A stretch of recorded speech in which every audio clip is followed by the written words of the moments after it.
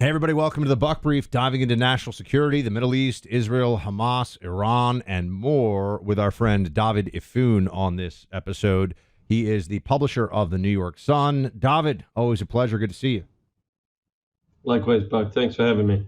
First, if you would you put into context for us, last weekend there was this strike of drones and missiles, essentially all just swatted away by Israel and its allies. What was what were your biggest takeaways from that, and how do you think it might affect things going forward? Well, I think the biggest takeaway is just for people to understand that while Iran and its fellow travelers in the region kind of talk a big game, it really is outmatched when it comes to direct combat with the Israelis.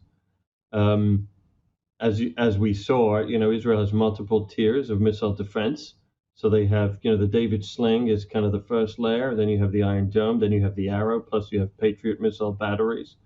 Obviously, the participation of quite a few allies in the region, including Arab states, by the way, that see Iran equally as an adversary in the way that the Israelis do.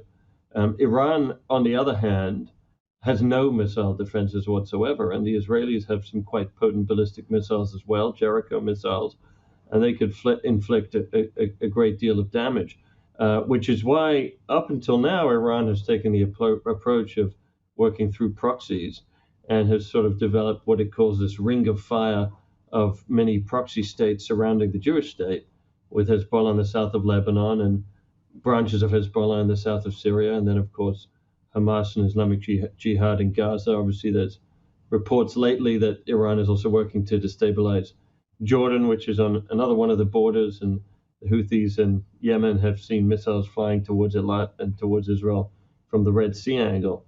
So it was unusual, I would say, at least from my end, to see the Iranians enter directly into conflict. Seemed like they were trying to make a point, and I would suspect that they were comfortable doing so because they were confident on the outset that the international community, led by the United States, would really lean on Israel into tempering its response, which, of course, is exactly what we've seen happen in the aftermath.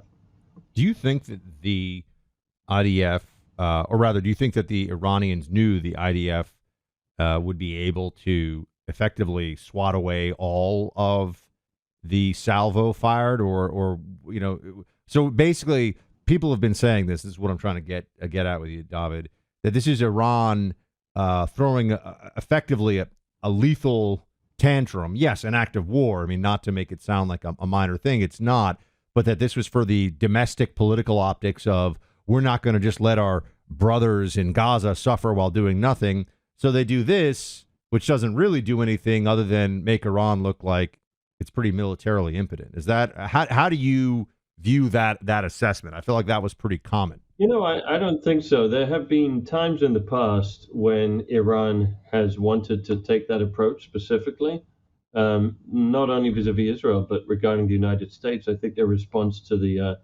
targeted assassination of Qasem Soleimani under the Trump administration was an example. They telegraphed in advance the bases that they were targeting in Erbil in northern Iraq, Kurdish Iraq, and they deliberately missed their target by a significant margin. So if that was the intention, I don't think they'd have had to throw quite the barrage that they had. I mean, they've done that in the past, and it doesn't look like this. Let's put it that way. When you send sort of 300 projectiles over, including some pretty advanced missiles and different types of missiles in waves, what it looks like to me is as if they're trying to overwhelm Israeli air defenses, which means that their intention was that some of these missiles would get through, and of course, some of them carry massive payloads. So, you only need one or two to land to cause, really significant damage. So I don't think it was their intention just to sort of make a loud noise. I think their intention was that some of these missiles would hit their mark, and it would draw Israel into a broader conflict. And they were surprised, I think, by the potency of Israel's defenses, but also the speed with which Israel was able to mobilize its alliances in the region. Which were actually crucial into preventing this barrage. I think without the United States participation and some allies in the region, it would have been hard for Israel to contain this a barrage of this extent all on its own. Can you speak to that actually? Because the network of alliances that Israel has, I mean, this is a moment where you see who your allies really are, right? I mean, this is when it counts, when you can count on somebody to shoot incoming missiles to your territory down on your behalf or not, right?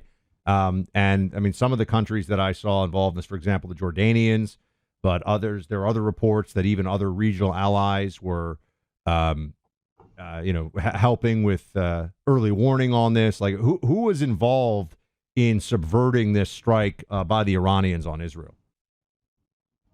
Well, certainly first and foremost the United States, but I do believe intelligence from the Emiratis and the Saudis and others, and the Jordanians played a pivotal role. I mean, look, one of the most baffling, well, I don't want to say baffling, but inexcusable positions that the Biden administration has taken has been its approach towards Iran, even more so than its approach towards Russia. It's kind of battling the regime and its initiatives, its meddling in the region, its belligerence in the region with one hand, while also sustaining and fueling it with the other hand. We are fueling the fire and then wondering why the hell it's hot. That's really what's going on here. I mean, the amount of funds that the Biden administration has allowed to flow to the Iranians indirectly, yes, but funds that the regime would not have had access to otherwise. In the end of the day, there are dozens and dozens of actors and allies in the region. Be very happy to see the Iranians gone and dealt with. I mean, I posted this on Twitter around the time of the strike that ending the regime in Tehran, regime change in Tehran, or ending the Ayatollah regime in Tehran really is a war to end all Mideast wars. I mean, the effects that it has, it would strangle the occupation in southern Lebanon and in the Syrian Golan. It would obviously boost our allies like the Kurds and others in northern Iraq. Most of Iraq is now also controlled by Iranian allies, both on the ground and in politics. It would basically end the civil war in Yemen. It would stabilize Jordan.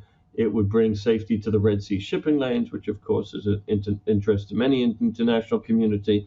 It would weaken the Taliban, who of course are major human rights violators, and now cultivating God knows what terror bases and new Al Qaeda training camps in Afghanistan. The Emiratis, the Saudis, the Moroccans, the Egyptians, the Bahrainis, and most of all, the people of Iran.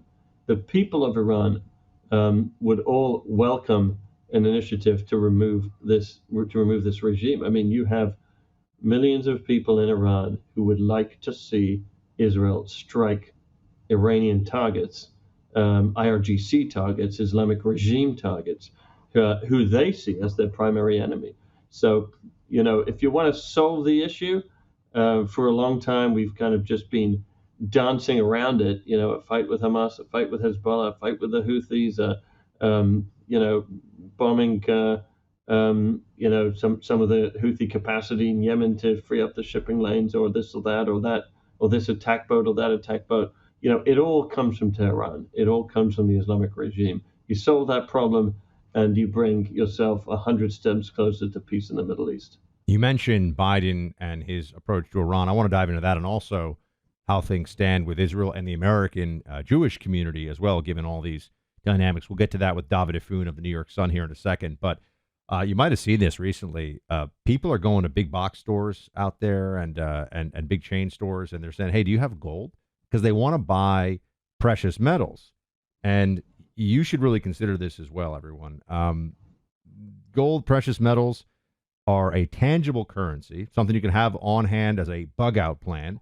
They allow you to diversify your portfolio. They're a hedge against inflation, a store of value. And look, historically, gold increases in value over time. We are in an inflationary environment. Gold is something you can use to balance out your exposure, your risk to the markets and to the currency right now, because gold is solid, it is good, it is tangible. You should call the Oxford Gold Group. That's who I trust. That's who I go to for my gold and silver purchases, because nobody can predict the future, but we can prepare for it. And that's what the Oxford Gold Group wants you to do. They make owning gold and silver simple and easy to understand. Call the Oxford Gold Group right now. You may qualify for up to $10,000 in free precious metals. 833-995-GOLD. That's 833-995-GOLD. 833-995-GOLD. All right, Dovid, the Biden administration at this point, I mean, the relationship with Netanyahu, can we speak about that for a minute? Because it seems to me like Biden wants to have it both ways. He wants to say, I'm the great ally of Israel, like presidents before me have been, or at least some of them. But also, I'm going to dictate what you can do to defend your own people in a moment of crisis. Like, what's going on? Yeah.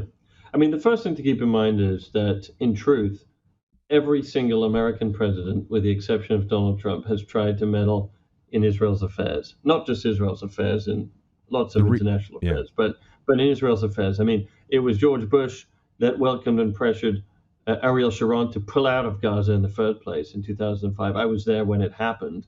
It was Condoleezza Rice that insisted that Hamas be allowed to run in the 2007 elections that shortly followed in Gaza that brought Hamas to power. So it is a usual par for the course that American administrations meddle in Israel's business. I think the Trump administration genuinely was the only administration that said, listen, you guys know what your interests are, so why don't you tell us what you think needs to be done, and we'll be supportive. That was by far the anomaly. Certainly, the Democratic administrations have leaned even further, even stronger, and especially a president like Joe Biden, who at least in my understanding is not a person that is familiar with the concept of principles. He's a political animal in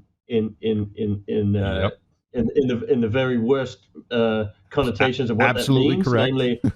Namely, so when the world is sort of sympathetic with Israel, so he'll say the right thing. If he sees a political disadvantage in doing so, he'll turn in a heartbeat. He doesn't have any ideals that he sticks to and that he'll stand by when the going bit gets tough.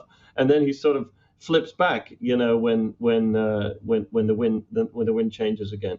And I think sometimes, at the end of the day, the thing to understand about the relationship with Netanyahu and the pressure that's being applied on Netanyahu, that both Biden and Chuck Schumer and others in the Democratic Party think they can play this clever game where their opposition policies executing now that it feels are in its best interest for self-defense can be positioned as an opposition to Netanyahu and his government and his right-wing government and some of the right-wing partners in his government.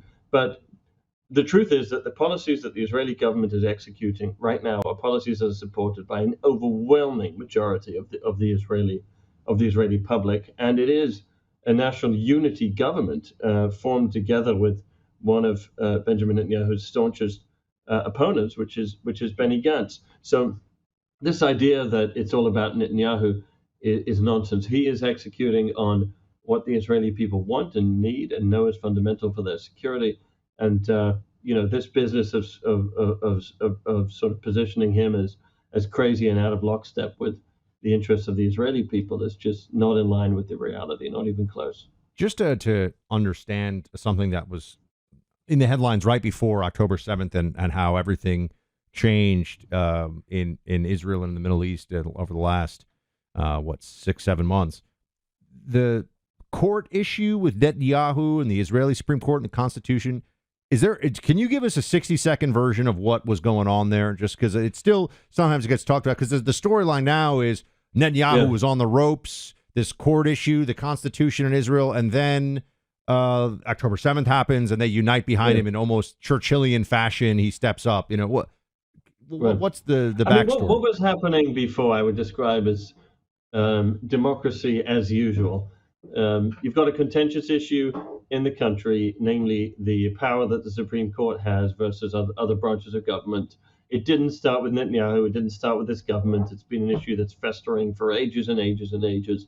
In short, the main bullet point is that the judge itself, as opposed to in this country, the administration selects new Supreme Court justices, but in Israel, there is a panel that selects the new Supreme Court justices, and the current Supreme Court justices have the capacity to veto new Supreme Court justices. There's a minimum threshold that needs to be met. So, and they include 3 of the current Supreme Court justices. So imagine a scenario like this, where the majority of the court is Republican or Democrat or conservative or liberal. And then any new appointment needs to be approved by the majority, right? So you're not going to have, an independent court. It's just going to stay conservative or liberal forever, right? So that's the scenario that they've been dealing with in Israel for a long time. It's basically a permanently liberal Supreme Court. And, that's a normal debate in democracy as to whether, it's too much power and other changes you're going to make to the power that the Supreme Court has. I mean, there's an argument that over here you have 3 branches. In Israel you don't have 3 branches. The legislative and the executive are very much intertwined, so maybe you need a more powerful Supreme Court. But this is part of the negotiation that's happening in democracy. I think the majority of people in the country support some changes, and the country was in the process of figuring out what those changes are. So there were bills that were proposed, and then there was a lot of pushback, and ultimately that's how democracy works. If you're going to make laws that people don't agree with, you'll get voted out, and the next people will switch them back. So there was a lot of sort of jumping up and down and screaming and shouting, but I don't think it was anything unusual in the sense that we have these debates in this country all the time. As Winston Churchill famously said, democracy is the worst form of government besides for all the others. It's a messy business, and that's what we were seeing play out in Israel. It's a real democracy, representative democracy, and it's as messy as a good functioning democracy should be. I just got to say, if we're speaking about messy democracies and elections, we're going to have to take a look at the U.S. situation here, and I want to ask if you think that the Jewish vote in America in this election cycle, presidential and all the other contests, could swing more toward Republicans than in the past. But first up, one thing we do on this podcast is cut through the noise, the nonsense, ulterior motives, try to uncover the truth that no one else is going to tell you or no one else knows about. And that's what my colleague Mark Chaikin does, but he does it for the U.S. stock market, for investing. Mark worked on Wall Street for 50 years, and across those decades, he invented 3 new indices for the NASDAQ and has predicted some of the biggest market shifts of the past decade, including the recent mania in AI stocks. Mark says the majority of Americans are about to miss out on a critical turning point in this AI frenzy. He's calling this a new dawn for U.S. stocks and predicts dozens of specific companies will have major impacts from this in just the next 90 days. Mark has agreed to share one of his favorite AI stocks to buy now with you. He put everything you need to know in a new presentation you can watch for free at 2024aistock.com. That's 2024aistock.com, paid for by Chaikin Analytics. Dovid, I would love to think that the American Jewish community is going to recognize both the place of really virulent anti-Semitism on the left in America, really have a better understanding of it now after October 7th, and see that the Democrat Party both gives that some degree of safe harbor and can't be trusted when the going gets a little tough politically to support Israel. That may have an effect, but I worry that other issues or perhaps just the propaganda machinery will cloud things. What do you make of this? Well, I think there's a few points to understand in terms of the Jewish vote. I mean, the first one is, like all populations, the Jewish population is not monolithic. There are different segments to the community. The divide is mostly more Orthodox versus secular, I guess, in the same way as you have in the wider electorate.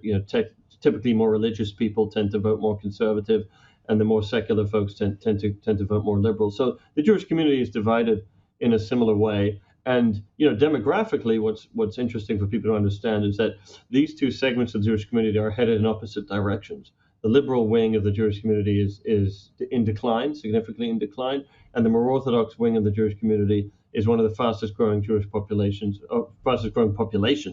in the United States. The other thing to keep in mind is that voting shifts in terms of demographic populations typically take generations. You have and that's certainly the case for the Jewish community as an immigrant community. Initially, as an immigrant community, the Democratic Party was always seen as more friendly to immigrants, and I think that's kind of the assumption for Latinos and other minority groups that the Democratic Party is more friendly.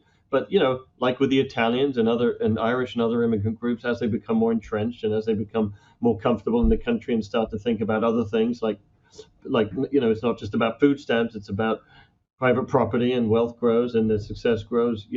That's when you see voting patterns start to evolve. So I think in that sense, when people think about the Jewish vote or other population segments and how they vote, you want to think about it not from election to election, but from generation to generation in terms of how these patterns evolve.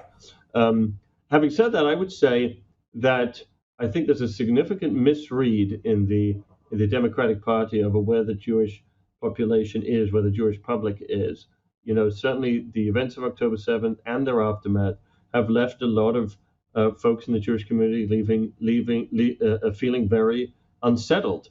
And you're seeing folks that typically would be on the more liberal side expressing a lot of concern. In fact, I don't know if you saw this, it was kind of circulating on the web the other day on Twitter, but there's a rabbi called Amiel Hirsch, who's a rabbi at a very famous liberal synagogue in New York, the Stephen Wise Synagogue. He gave a lecture or a sermon on Saturday, at the Shabbat service, and he said to the Democrats, he said, "Do not take American Jews for granted.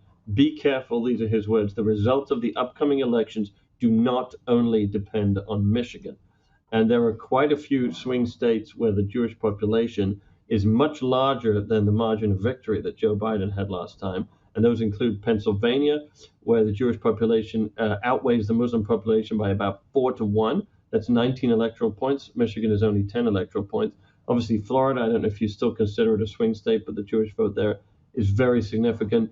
Arizona, you got about 100,000 Jews. Ohio, about 100,000 Jews. Georgia, about 100,000 Jews. North Carolina, I don't think it's that many, but it's a significant population. So, they can be a very significant factor in this election, and I think the Democrats are misreading it. Misreading kind of where the Jewish community is at. But one other point that I think is worth making is the role of RFK might have on this point. The lowest percentage of the Jewish vote that any Democratic candidate received in the last 100 years was the 1980 election when Jimmy Carter ran against Ronald Reagan. Carter was perceived as being quite unfriendly towards Israel. He received only 45% of the Jewish vote. Reagan received 39% of the Jewish vote. But what a lot of people don't remember was that it was actually a third-party candidate called John Anderson who was running at the time, and he received 15% of the the national vote. So you may have a similar scenario here where folks that are really unhappy with Joe Biden but aren't quite ready to pull the trigger for Trump are going to head in the direction of RFK. And I actually interviewed him about it last week. We had an exclusive story about it for the Sun, and he maintained that this wasn't an electoral advantage, a political advantage. He was taking the position that's supportive of Israel on principle. But I think I don't know how closely he's looked at the Jewish vote, and obviously there's a lot that you discover once people get into the voting booth. I think there is a decent chance that Biden will be surprised at how low his support in the Jewish community is. And I don't know how much is going to go for Donald Trump, if it's going to be more than the typical 30%, maybe slightly more. But I wouldn't be surprised if you have a nice chunk of the Jewish vote that actually goes for RFK. Let's certainly hope so. Before we let you go, Dovid, first off, everyone should go check out and read and subscribe to the New York Sun. They're doing great work over there. Dovid has entirely revived that august and storied publication. Are you a coffee drinker, Dovid? I am, yes. I'll have to send you some Crockett coffee, my friend. This is a brand that Clay Travis, my co-host, and I have founded in the spirit of Davy Crockett, frontier, adventurism, America, the frontier spirit, Davy Crockett, CrockettCoffee.com. I'm going to send you some up in New York so you can try it. Hopefully you will find it delicious. America's drug. Coffee is America's drug. Absolutely. The one thing that I need every day is coffee. I tell you, that's why Clay and I are talking about what should we do? Well, we definitely need coffee because we need it. So CrockettCoffee.com. We'll send some up to Dovid. I hope you at home listening will subscribe. Do at least, if you would, a $60 order because then you get free shipping, which makes it very cost effective. Go to CrockettCoffee.com. Dovid, always a pleasure to talk to you, my friend. We'll talk soon. Likewise. Take care, Buck.